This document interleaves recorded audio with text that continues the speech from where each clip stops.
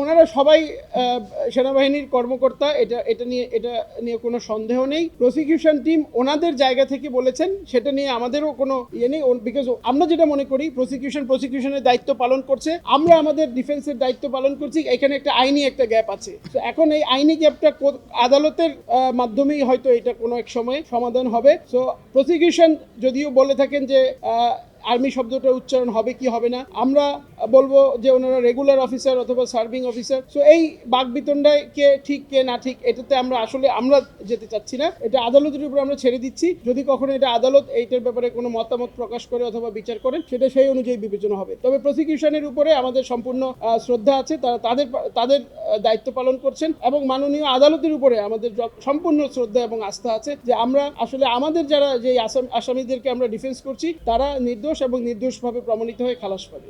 মামলা ড্র্যাগিং আমরা বলেছি আমরা করছি না। আমি যেটা বলেছি সুস্পষ্টভাবে যে মামলা ড্র্যাগ করার কোনো ইন্টেনশন আমাদের অন্তত নেই, এবং এটা কোনোভাবেই প্রমাণ দেখাতে পারবে না এবং হয় নাই, বিকজ আইনের মধ্যে যেই প্রভিশনগুলো দেয়া আছে, যেই সুযোগগুলো দেয়া আছে ফেয়ার ট্রায়ালের জন্য, আমরা সেটা পুঙ্খানুপুঙ্খানুভাবে মেনে কোর্টের কাছে উপস্থাপন করেছি। এবং আমরা কখনোই আইনজীবী হিসেবে কোর্টকে জোর করি না। আমরা আইনে কি আছে সেটা কোর্টকে বোঝাতে চেষ্টা করি, কনভিন্স করতে চেষ্টা করি, এবং মাননীয় আদালত সেটা দেখে, আইনের প্রভিশন দেখে এবং ফেয়ার ট্রায়ালটা যদি নিশ্চিত হয় সেটা মাথায় রেখেই মাননীয় আদালত কিন্তু সবগুলো অর্ডার এই পর্যন্ত দিয়েছে।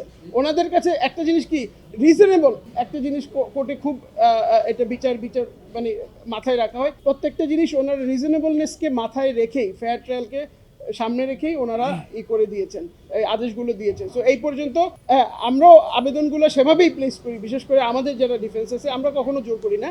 আমরা কোর্টের উপরে ছেড়ে দেই, কোর্টের বিজ্ঞতার উপরে ছেড়ে দেই, তাদের ওয়াইজ জাজমেন্টের উপরে ছেড়ে দেই এবং আইনের উপরে ছেড়ে দিই।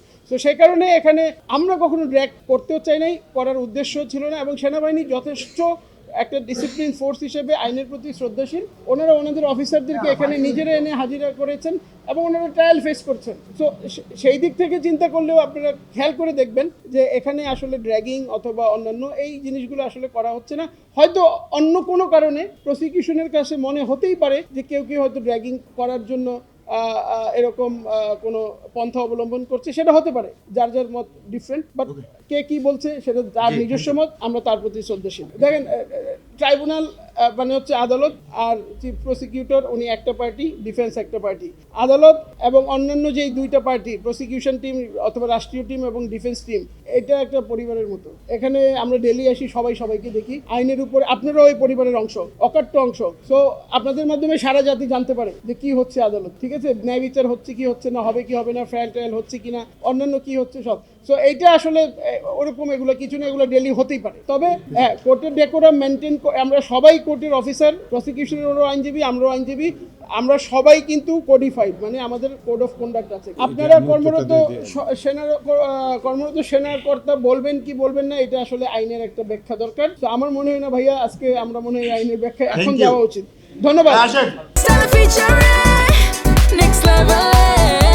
Well done, side by side, free.